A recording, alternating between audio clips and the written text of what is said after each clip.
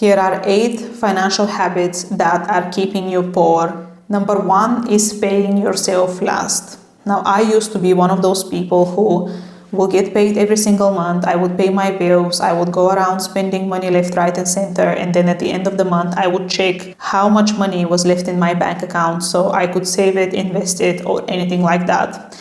And I came across a concept in Robert Kiyosaki's books where he was talking about managing your money in 2 ways. One was like the rich people and one was like the poor people.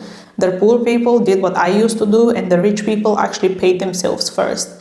And what I mean here is every time you get paid, every month you get paid, first invest in your pension, invest in your brokerage account for your early retirement, invest in the things that you love, invest in yourself first, and then cover everything else. This will accelerate your financial journey so fast, and you will reach your financial goals a lot sooner than you have even anticipated. Habit number 2 that is keeping you poor is actually getting comfortable with bad debt.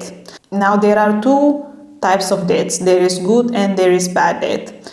Good debt is an example of Kim Kardashian taking out a mortgage of a £20 million mansion and utilizing the tax benefits. One, she can utilize the tax benefits when she's depreciating the asset, and second, she can utilize the tax benefits when she's paying the interest on that loan. And then there is bad debt, which is more often in this day and age credit cards.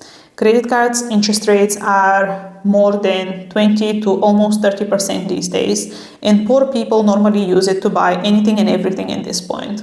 Why is that bad? Number 1, it doesn't buy us an asset. Number 2, it costs us so much more than the actual thing that we are buying, because you are paying so much interest in order to buy something silly that it's not an asset and that it's not going to generate you income. And number 3, it takes so long to pay off if you don't have the means to pay it off immediately, or if you're in a hard financial situation and you can only afford to pay the minimum. Sometimes to pay credit card debt, it can take just as long as paying off a mortgage. Therefore, knowing the difference between good and bad debt can make a huge difference to your financial situation and how fast you achieve your financial goals. My personal recommendation, and I have learned this from experience as well because I have had credit card debt, is I am trying not to use credit cards anymore, and if I do, I will pay it off straight away.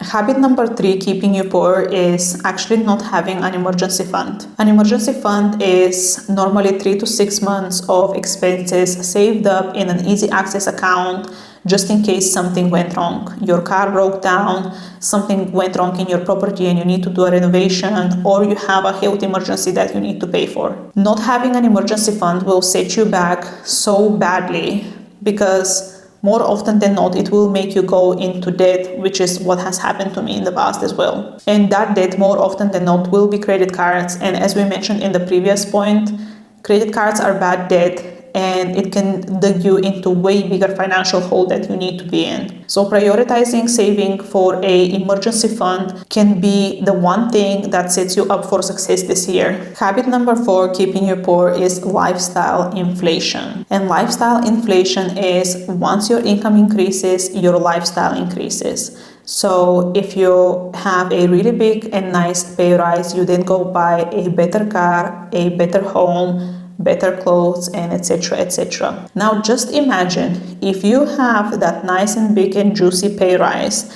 but instead of increasing your lifestyle, you took the difference and you invested it in your future, in your early retirement, or in a business that you might have wanted to start for a while. What difference that could make to your financial goals and where you might be in the next 5 to 10 years. Having a pay rise of £100 can end up you having £1,000,000 invested in 30 years. Now imagine if that pay rise was 500 and you decided to invest this for the next 30 years. Just imagine the compound effect of that. Habit number 5, keeping you poor, is actually focusing only on savings rather than investing. This is more common with older generations or with people that are not so much financially educated and they are very risk averse, so they are scared to invest in assets that are growth focused or income producing focused. So they have such a scarcity mindset in a way. They are so scared that they will lose the money that they have that they prefer to just save it in a simple bank account.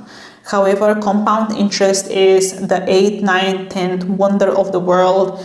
And it's the thing that is making regular people like me and you and teachers and accountants millionaires by the time they retire, by simply investing in index funds and ETFs and being consistent.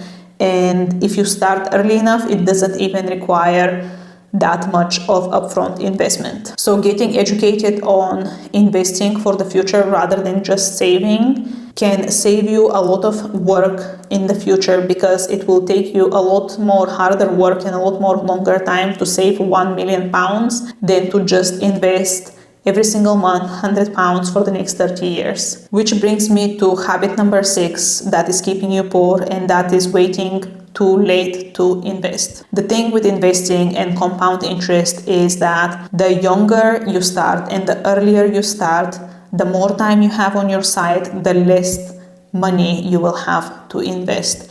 And I cannot stress this enough. £100 invested at like an average 10% rate of return for the next 30 years, you will end up with over £1 million.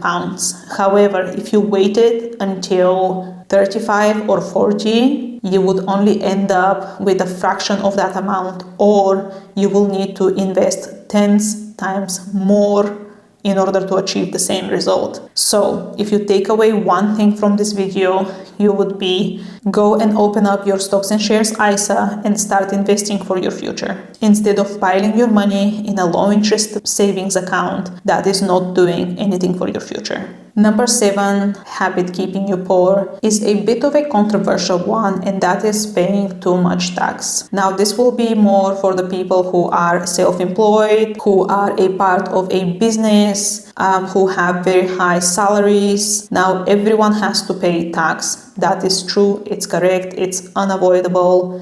We have to pay it. However, there are very interesting and different tools with which you can reduce your tax bill and save money on that. For those people who are unaware, who are self-employed, who have higher than 100 and 125k salaries, who have side businesses, who have side hustle, who have rental properties, I highly advise to get with an accountant and seek their advice on how you can structure things and what you can do in order to reduce your tax bill. I myself am qualified accountant, and if you have any questions, please feel free to comment down below. I will be more than happy to help give you the guidance that you need to save up a little bit of extra money. And habit number 8 is probably the worst one, and this is not caring and having your head buried in the sand, as we like to say. We say ignorance is bliss, but not in this instance. Achieving financial goals, being financially free, being financially healthy does take a lot of effort, a lot of planning, and a lot of attention to detail, especially